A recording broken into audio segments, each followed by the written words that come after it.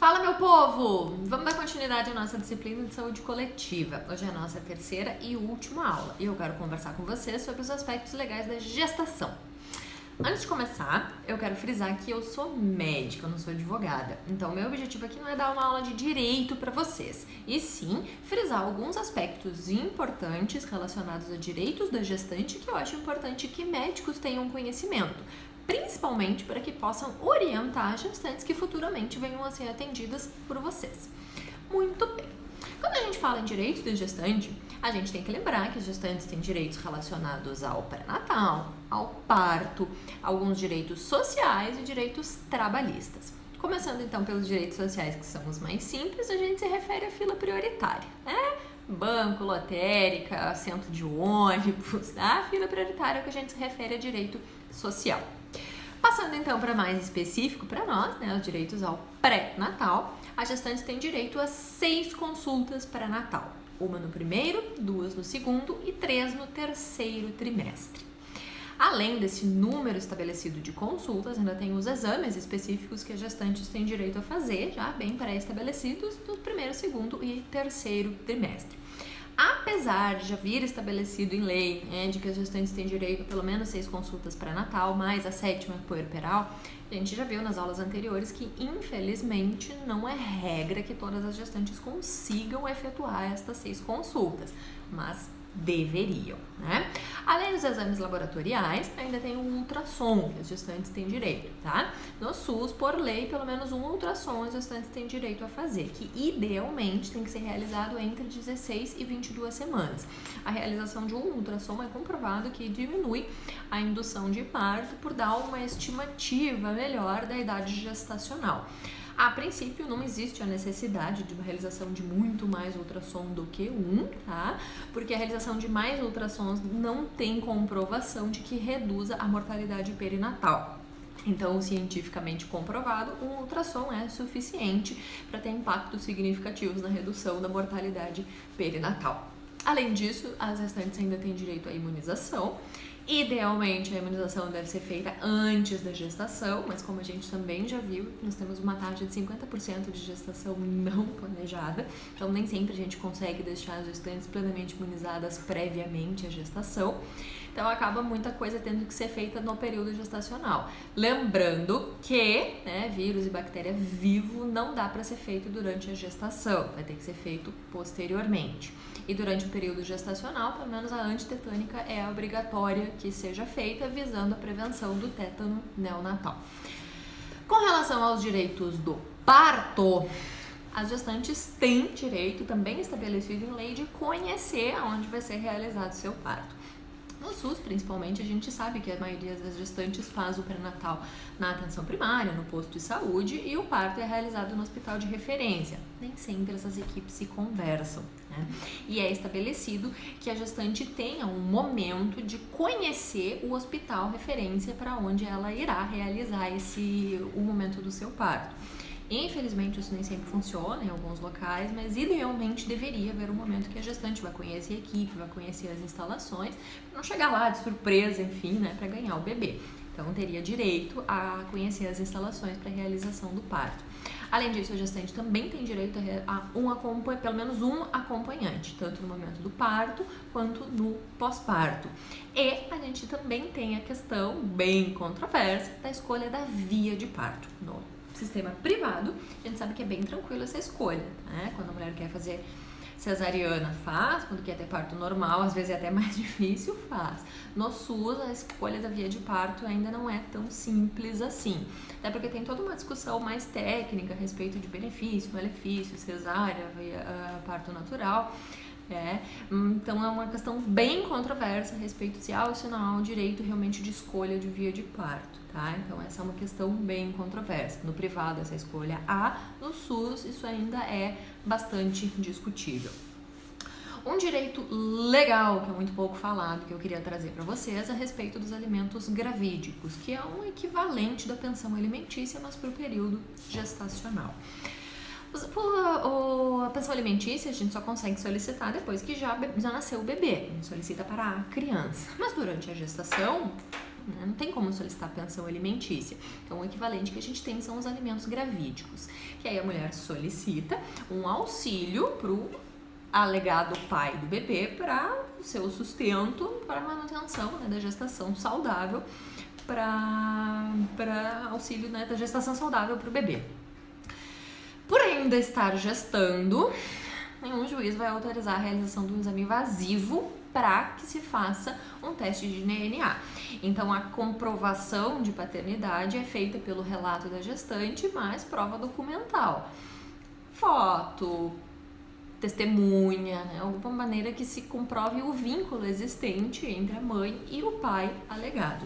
Havendo esse convencimento do juiz, o juiz pode definir, né, que o alegado pai pague os alimentos gravídicos durante o período gestacional.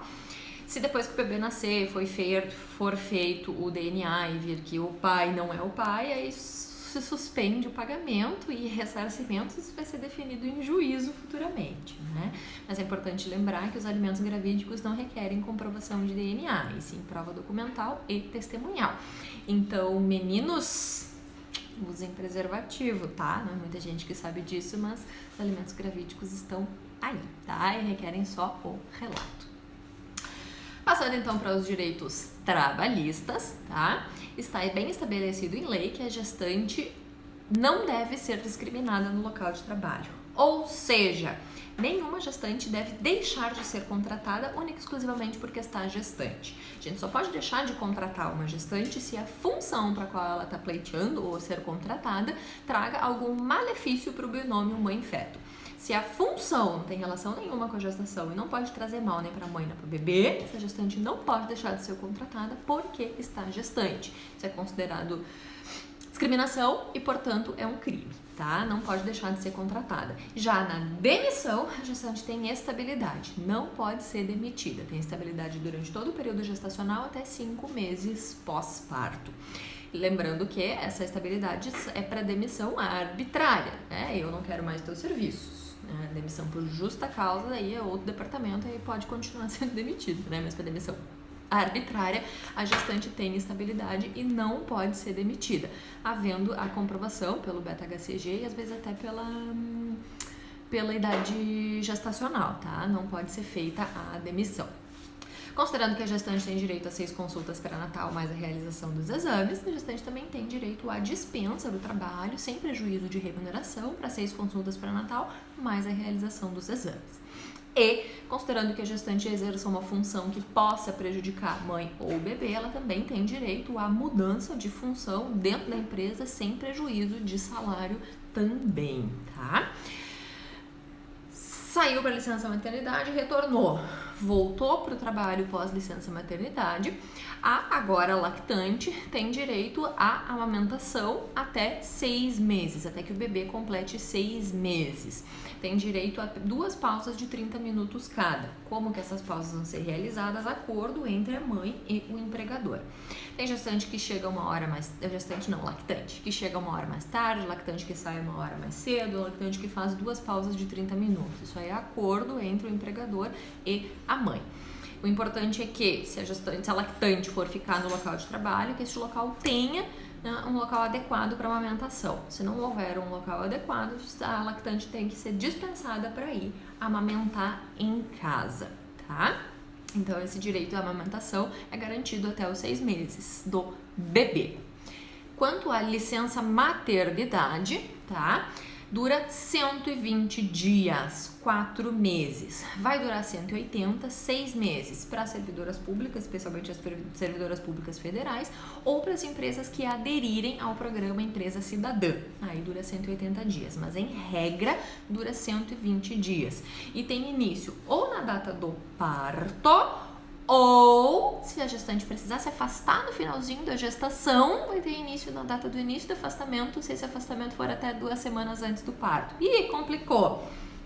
Regrinha geral é, se a gestante mais ou menos a partir das 36 semanas de idade gestacional, se a mulher precisou se afastar do trabalho, em regra tem início a licença gestante. E para aquelas que trabalham até ganhar, tem início na data do parto e dura 120 dias. Para o caso de natimorto, e natimorto a gente considera a idade gestacional mais de 23 semanas e o feto acima de 500 gramas, também tem direito a 120 dias de afastamento. E para o caso de aborto, e aborto a gente considera menos de 23 semanas de idade gestacional e o feto com menos de 500 gramas, a mulher tem direito a 14 dias de afastamento. Para as gestações de risco, em que a mulher precisa ficar afastada praticamente durante toda a gestação, aí ela pode ter direito ao auxílio doença do INSS. Lembrando que os primeiros 15 dias quem arca é a empresa, do 16º dia em diante quem arca é o INSS, e aí a gestante fica afastada até a data do início da licença maternidade. Só que esse auxílio doença precisa que seja cumprido o período de 12 meses de carência entre o início do trabalho e o início do auxílio doença, o início da gestação. Para as gestantes que não cumpriram esses 12 meses de carência, elas não vão ter direito ao auxílio doença. E a gente tem um problemão em mãos para resolver. Via de regra é um problema administrativo e aí vai ter que ver com a empresa como é que vai resolver. Outra questão importante é gestante local insalubre. No ano passado, o STF já deixou muito bem estabelecido que gestante está proibida de trabalhar em local insalubre. O que são locais insalubres?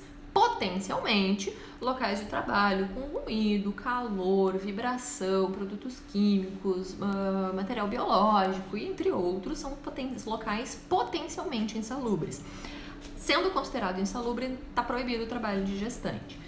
Não pode. A gestante tem que obrigatoriamente ser realocada de função dentro da empresa para uma função não insalubre ou afastada do trabalho com proventos integrais. Não pode, tá? Proibido o trabalho de gestante em local insalubre. Tudo isso para gestantes que têm um trabalho formal. Agora tem muita gestante que é autônoma, que é informal, que não está inserida no mercado de trabalho formal, mas exerce alguma atividade. Aí a gente tem que ter um especial cuidado com essas trabalhadoras, porque não é porque elas não trabalham de carteira assinada que elas não podem estar expostas a algum risco na gestação. Vamos pensar, por exemplo, a trabalhadora rural, né? A maioria não trabalha de carteira assinada, mas pode trabalhar com veneno na lavoura. Então a gente tem que conhecer o que pode trazer risco para a gestação, porque a gente, como médico lá que está fazendo pré-natal, vai ter que ter um cuidado muito especial para orientar essa gestante. Porque quando é trabalhadora formal, ainda tem a empresa ali com a lei em cima para cuidar. Se é trabalhadora informal, é a gente que vai ter que orientar. Então vai ter que ter um cuidado mais especial ainda em cima dessa questão dessas trabalhadoras. Tá bem? Muito obrigada pela atenção. Espero que tenha ficado suficientemente sucinto. Um grande abraço e até a próxima.